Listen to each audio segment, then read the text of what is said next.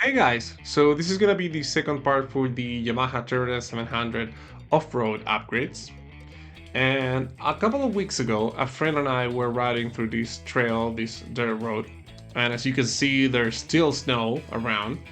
And even though it was mostly a dry dirt road, we were still facing some mud spots and snow, of course. So my friend was riding the Honda Africa Twin, and I was riding my Yamaha T700. And the Africa Twin is mostly stock. It still has street tires. And of course, I was riding my modified T700 with all the upgrades that I showed you on my last video. The dual sports tire, the one finger clutch kit, the pedal, the fix from Camel Adventure, and this is kind of the terrain that we were facing. So mostly a dry dirt road, and at the top we would have a lot of snow. It was about, I don't know, 4 inches of snow. So before you feel scammed by the title of this video, this is not a race. It's just to let you know how much of a difference some off-road upgrades can make when it comes to face difficult situations.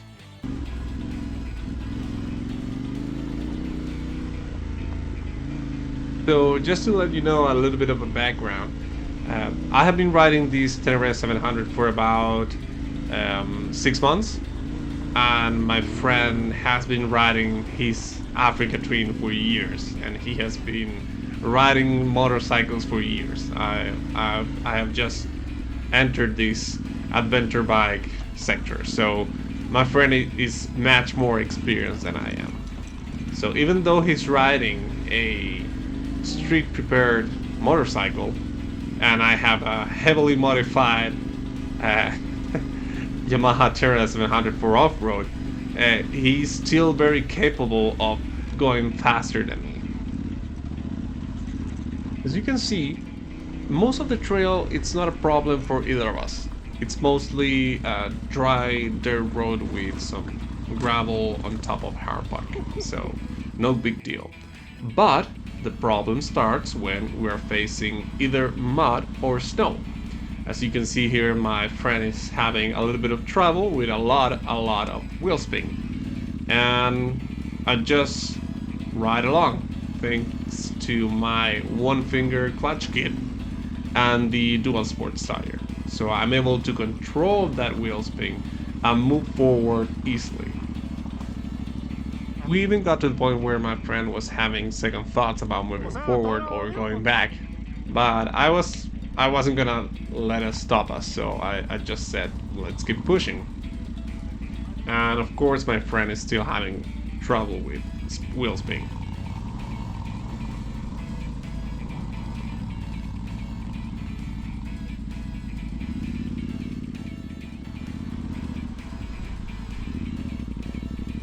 This is where he decided that he wasn't gonna push any further, and he was giving me the go to keep going. So I had to do this climb. As you can see, it's a little bit muddy, and I just had to follow that line, that kind of creek that some riders left before. So it wasn't a big deal for my dual sports tires and my one finger clutch kit. So I just had to take it easy and just control the clutch and try to avoid wheel spin.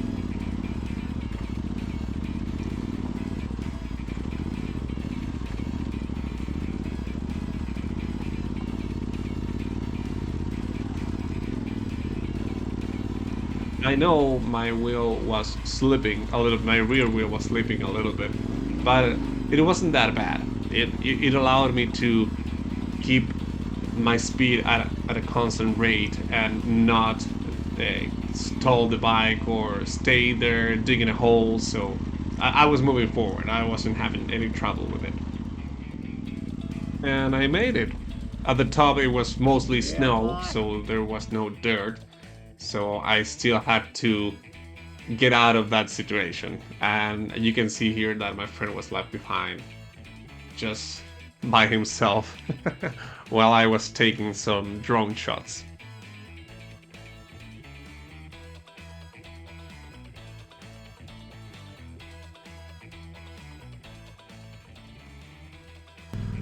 So now that it was time to come down, I had to make a U-turn on this hard-packed snow. And it was really no trouble for the bike. I was just controlling the wheel spin, and I know that I could trust my dual sports tire. And for this slope, for this downhill, the tires, the rear brake, the fix from Camel Adventure, and the one-finger clutch kit, uh, it was a solution for this kind of scenario. I was more concerned about my balance than controlling the bike. I know that I could trust the bike, so I was more concerned about myself than the bike.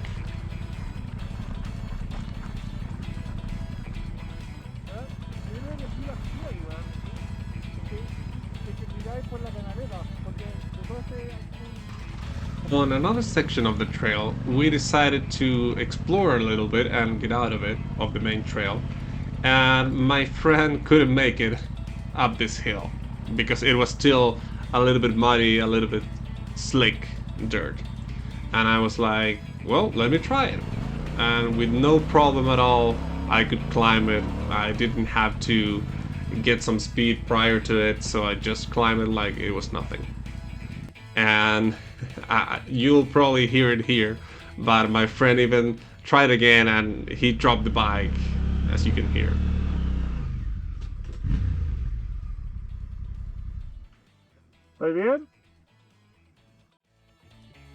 So here I just had to go check on him. And he was fine, but the bike was on the floor and we had to pick it up on the mud, which was not easy. So, as you can probably already tell, it's not a big deal if you don't have these off-road upgrades on your T7.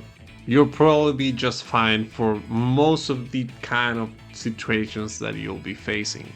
But if you want to get out of this kind of difficult situations like mud, climbs, snow, you'll probably need a few upgrades on your T7.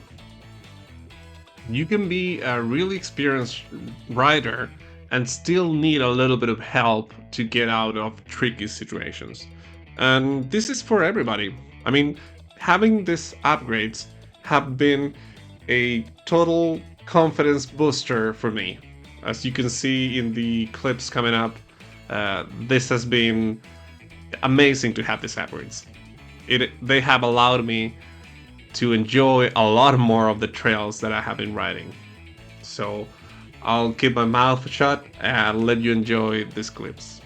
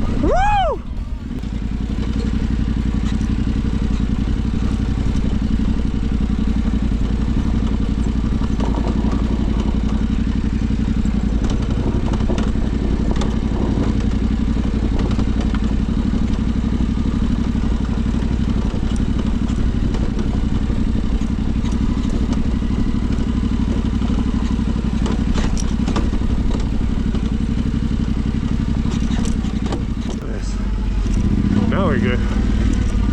We're good to go. Ooh, started going right there. I don't know why. Ooh. We're taming the beast. Now the rear wheel is going slower than the bike. I can hear it slipping.